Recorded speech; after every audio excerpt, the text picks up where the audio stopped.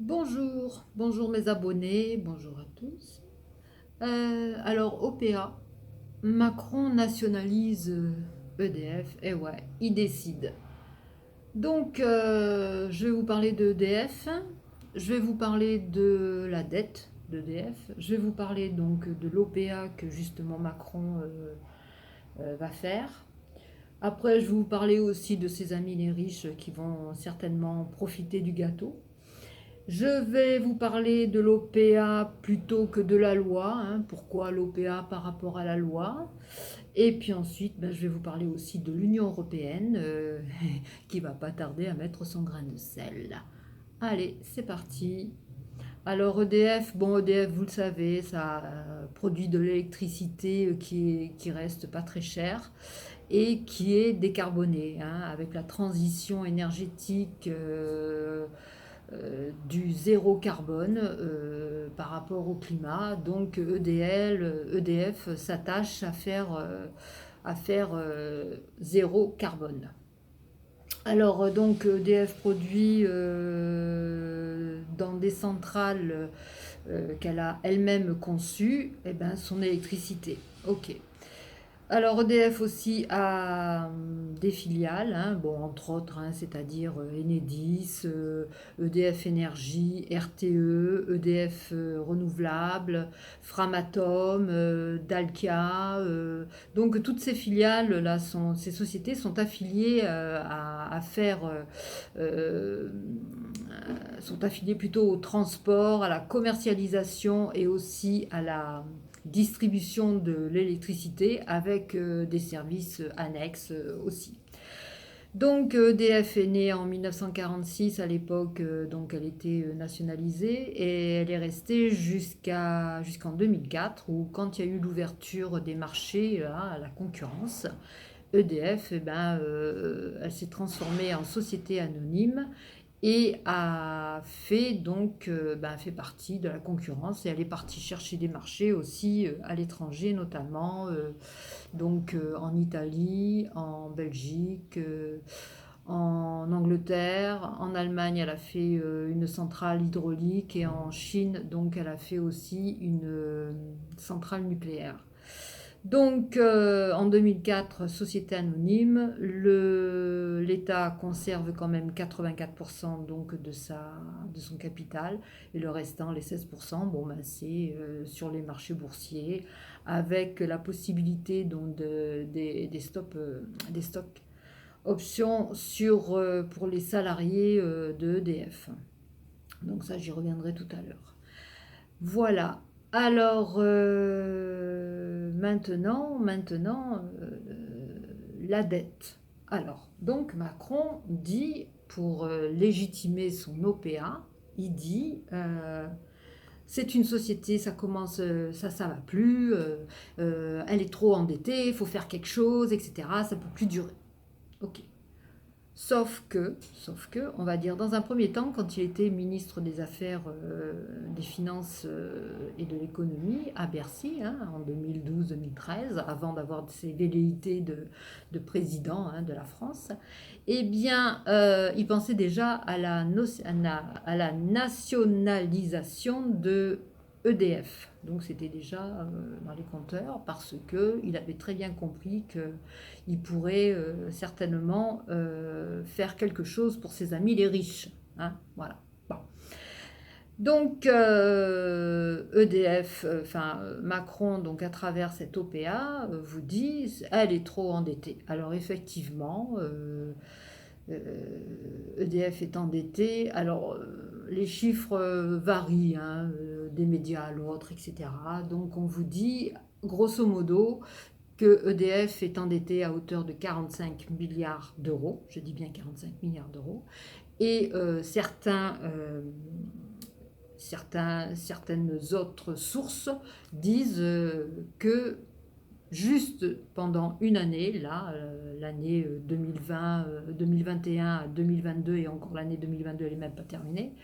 Donc apparemment, EDF se serait encore endetté en une seule année de à peu près 20 milliards.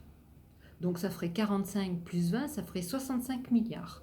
Donc ce sont des gens qui travaillent, qui travaillent, on va dire, avec EDF, qui savent de quoi ils parlent. Mais bon, ça, ce chiffre-là, il n'y a personne qui vous le donne officiellement, hein. Donc moi je vous dis, il dirait. Alors, Macron dit, voilà, c'est endetté, ça ne peut plus durer. Ok. Alors il y en a aussi qui disent EDF est endetté parce que quand il y a eu la concurrence, là, bon, ben, elle a acheté énormément de sociétés, ben, il faut les gérer, ça coûte cher, et tatati, et tatata. Ok, ok. Ensuite, il y en a d'autres qui vous disent les centrales nucléaires à entretenir, ça coûte excessivement cher. Bon, peut-être, je ne sais pas. Il doit y avoir un coût, hein, bien évidemment, hein, ça c'est sûr. Ok.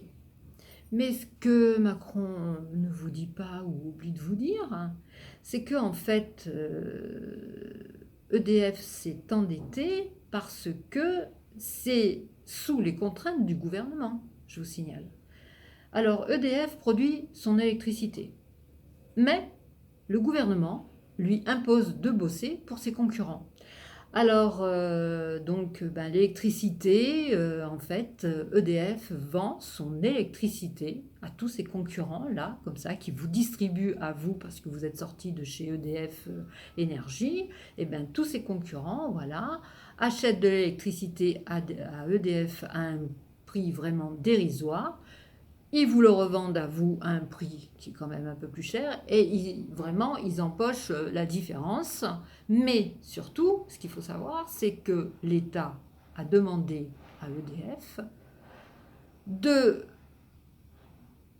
vendre son électricité 5 à 6 fois moins cher que le prix réel du marché. Donc, vous voyez un peu le truc? Pourquoi EDF s'endette? Parce qu'on marche complètement, je sais pas, sur la tête, j'en sais rien. Enfin bon, voilà quoi. Si EDF pouvait vendre son électricité au prix du marché, hein, à ses concurrents là qui vous revendent ensuite l'électricité à vous, ben, EDF n'aurait pas ces problèmes d'endettement. On comprend parfaitement pourquoi EDF s'est endetté. Alors ensuite, par rapport à la montée de l'énergie, on va dire avec tout ce qui se passe en ce moment, par exemple, bah, euh, tout ce qui est énergie, gaz, etc. Donc il faut faire attention à tout ça, puisqu'il y a des problèmes en Ukraine, il y a des problèmes comme ça. Donc on vous dit, vous allez payer l'énergie beaucoup plus cher, on va vous rationner. Bon, rationner maintenant, c'est plus trop le mot, c'est effacement. Donc voilà.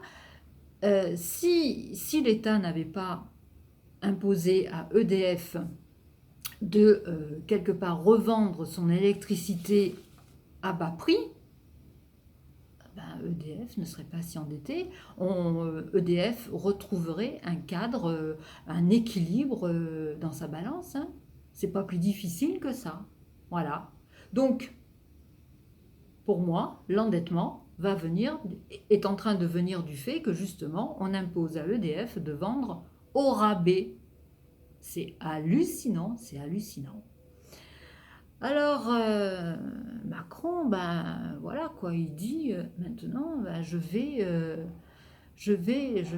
nationaliser. Donc plutôt renationaliser, mais bon, allez, nationaliser. Mais quand il dit quand il dit je vais nationaliser, en fait, c'est dans l'optique, dans l'espoir d'avoir, donc dans l'optique et dans l'espoir, ça c'est sûr, il aura les 100% du capital, il va détenir 100% donc de EDF. Ça c'est dans un premier temps. Alors,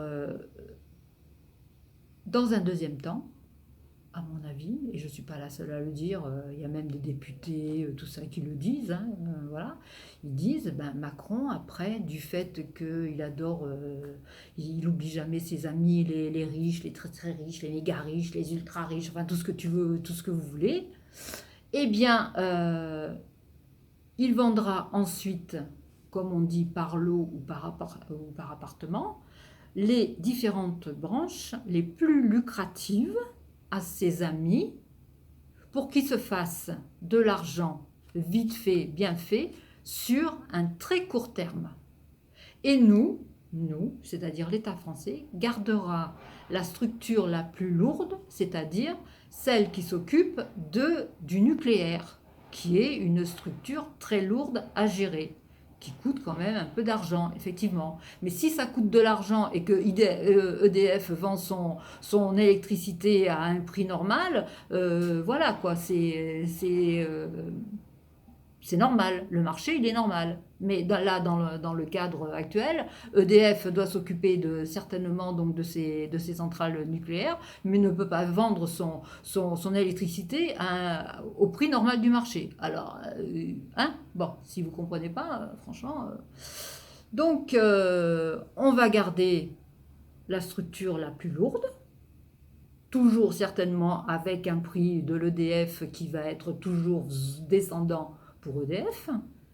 Et ses amis les plus riches auront la plus belle part du gâteau parce que en fait, ils auront des belles branches sur lesquelles ils vont pouvoir se faire un fric monstrueux. Alors quand vous pensez par exemple, moi je pense aussi même à Total Energy. Hein, Total Energy, là, Pouyanné, là, il a dit fini le gaz russe, hein, comme s'il avait trouvé la clé, la solution. Qu'est-ce qu'il va faire? Il va construire des ports pour recevoir les structures, pour recevoir les méthaniers. Il va construire les méthaniers quoi, en 2 temps, 3 mouvements, alors qu'il faut 4 ans. Enfin, c'est hallucinant. Alors qu'on va faire venir du gaz de schiste, d'Amérique, du pétrole de schiste. On va faire venir le pétrole qui va arriver de la Russie, mais c'est le Qatar ou les Émirats arabes qui vont nous le livrer alors qu'on veut le payer plus cher. Enfin bon. Ah, c'est waouh! Donc, voilà, donc les ports, les méthaniers et compagnie, sans compter aussi l'écologie, hein, la pollution avec ce gaz de schiste et compagnie, et aussi au passage Total Energy qui s'est quand même fait 16 milliards de bénéfices, hein, et qui a distribué des dividendes pas possibles. Hein. Donc voilà. Ok. Alors maintenant, concernant donc cette OPA, cette fameuse OPA, Macron a besoin d'argent pour faire le delta, c'est-à-dire les 16% qui restent. Alors les 16%, c'est quoi? Alors déjà, l'action de EDF a énormément baissé, elle a atterri aux alentours de 11 euros et quelques. Et donc Macron a fait ses calculs et il lui faudrait, je crois, à peu près 9 milliards et demi pour payer, pour racheter les 16%. Alors dans ces 16%, je vous ai dit, il y a quand même les actions petits porteurs, mais il y a aussi les stocks options. Donc de 11 euros l'action qui a chuté, Macron a dit je la ramène à 12 euros. Voilà, ok. Ensuite, pour les stocks options, là c'est différent parce que les salariés, quand ils ont souscrit, eh bien, ils ont souscrit à, je crois, 35 euros l'action pour avoir des stocks options. Okay, et maintenant, donc dans ces 9 milliards et demi, eh bien, Macron a dit, eh ben, on va les indemniser à hauteur de 15 euros et des brouettes. Donc, vous faites votre delta. 35 euros, 15, à peu près 20 euros de manque. Est-ce que c'est normal ça pour des gens qui ont mis de l'argent dans les stocks options? Maintenant, quelque part, ils se retrouvent de plein fouet dans la dévalorisation de l'action qu'ils avaient achetée et qui normalement aurait dû performer, quoi. Voilà. Donc, alors, dans ces 9 milliards et demi là qu'il a dit, il va me falloir 9 milliards et demi pour racheter les 16%. Donc ces 9 milliards et demi vont passer par la loi de finances. Mais ça va être la loi rectificative de finances du budget 2022, c'est-à-dire en ce moment. comme ils avaient bouclé leur budget pour 2022, bon maintenant il arrive ça, donc c'est quelque chose qui est, c'est comme chez vous, hein, vous avez une dépense à faire en plus, vous aviez un budget, ben, il va falloir sortir cet argent, voilà. Bon, donc Macron a dit, bon, ben, d'ailleurs c'est Gabriel Attal hein, qui a dit, nous allons passer par la loi de finances rectificative pour justement cet argent-là, c'est 9 milliards et demi. Alors, donc déjà, la loi de finances, hein, que ce soit l'Assemblée nationale ou que ce soit le Sénat, ils n'ont rien à dire. Tout ce qui est loi de finances et budget et sécurité sociale, ils n'ont rien à dire. Donc, il va imposer ces 9 milliards et demi. Mais est-ce qu'il aurait peut-être pas mieux valu qu'il fasse juste un tout petit peu monter la sauce afin que ces gens qui avaient donc des stocks options soient mieux indemnisés quelque part, hein. Bon, moi, enfin, voilà quoi, ce sont des salariés qui ont mis leur argent dans ces stocks options et qui maintenant, ben, quelque part, ben, ils sont un peu, ils vont avoir une perte, hein, une perte. Ok.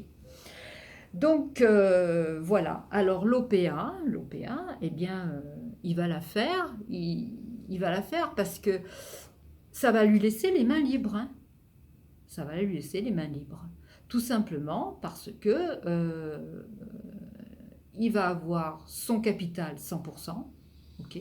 Ensuite, il va certainement, dans un deuxième temps, comme je vous disais, hein, vendre à ses amis, voilà, telle branche, machin bidule, comme ça. Ensuite, il va nous dire, oui, bon, bah, je vais rentrer dans mon capital, c'est-à-dire les 9 milliards et demi qu'il a fallu que je lâche pour les 16% restants. Eh bien, voilà, je les récupère en vendant certaines branches, etc. Et oui, tu vas faire ça, ok, mais le gagnant dans l'affaire, c'est pas l'État. Ce sont tes amis qui vont se faire un pognon de dingue. Hein? Donc on est bien d'accord.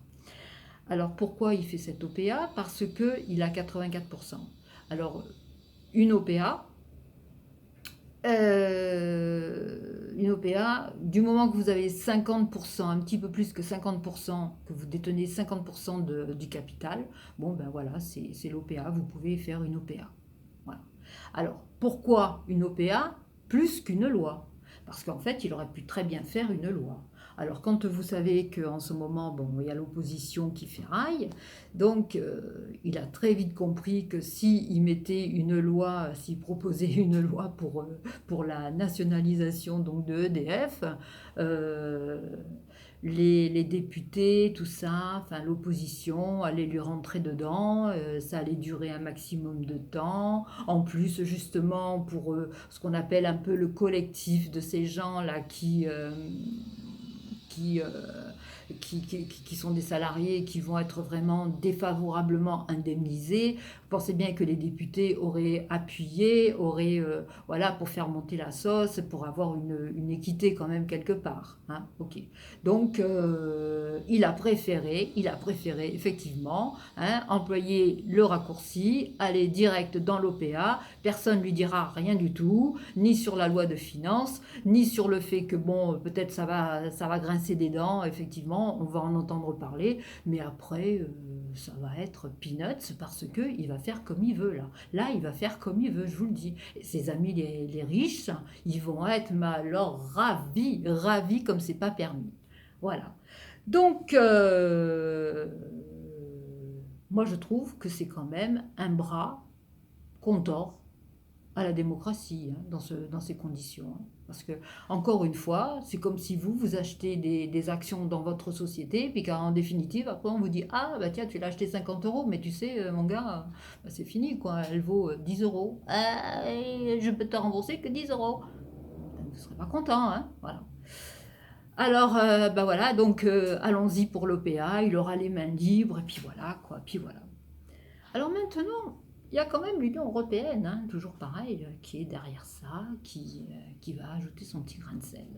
Parce que dans le parc hydraulique que gère l'État, c'est-à-dire que gère EDF, il y a 80% que EDF gère, d'accord? Et les autres 20%, ce sont déjà des sociétés de maintenance privées qui gèrent ces parcs hydrauliques. Ok. Mais du fait que Macron va nationaliser tout ça, notre Ursula von der Leyen va certainement dire à Macron, eh bien écoute, maintenant on va pouvoir mettre en concurrence toute cette maintenance hydraulique. Et par là même, eh bien, il y aura des sociétés étrangères, des sociétés françaises qui vont certainement s'arroger les parts du gâteau et dire, eh ben moi je m'occupe de ci, moi je m'occupe de ça, tatati, tatata, avec voilà, et ce ne sera plus EDF qui pourra faire la maintenance de ces parcs hydrauliques, tout en sachant que peut-être sur les 20%, il y a des sociétés privées, comme je vous disais, mais aussi 80% détenues par EDF, c'est que EDF a un savoir-faire. Alors, si maintenant il y a des sociétés privées qui vont faire la maintenance de ces barrages et compagnie, eh bien, est-ce que ces sociétés-là vont être à la hauteur? Là, encore une fois, on va perdre notre savoir-faire. C'est voilà. Après, n'oublions pas non plus qu'il va y avoir la gestion de l'eau. La gestion de l'eau, je suppose qu'il va y avoir aussi des sociétés privées qui vont s'occuper de gérer votre eau qui arrive à votre robinet. Peut-être que votre eau, elle va, pour l'instant, on n'en entend pas trop parler, mais peut-être que bientôt, on va commencer à voir sociétés privées, etc. Moi, je vous propose l'eau, tant le mètre cube, l'autre sera tant, etc. Et puis voilà, il va y avoir le marché privé de l'eau parce que c'est sur ça qu'on tend hein, à aller. Voilà. Donc, ben, en gros, voilà, nationalisation pour permettre à Macron de faire tout ce qu'il veut comme il veut parce qu'il aura totalement les mains libres. Voilà. Ensuite, il gardera la structure la plus lourde, celle que vous, avec vos impôts, ben, vous allez payer. Hein. Voilà. Et puis ses amis les riches auront des superbes sociétés, des superbes voilà, des branches qui sont hyper fructueuses. Ça va leur apporter un maximum de ronds. Voilà. Et il va se dédouaner en disant, ben voilà, moi j'ai récupéré mes 16% que j'ai mis, les 9 milliards et demi, quoi demander de mieux voilà, donc il va se dédouaner comme ça, ok. Alors, bah, allons-y pour la nationalisation, hein, d'une manière ou d'une autre, hein, voilà, puisque la loi lui permet, puisque c'est comme ça, du fait qu'il a plus de 50% donc qui détient du capital, eh bien il peut faire sa loi, il peut faire son OPA comme il veut. Et c'est pour ça qu'il a choisi l'OPA. Voilà, et ben, je crois bien que j'ai tout dit, ou à peu près. Sur ce, je vous souhaite une bonne journée. Salut!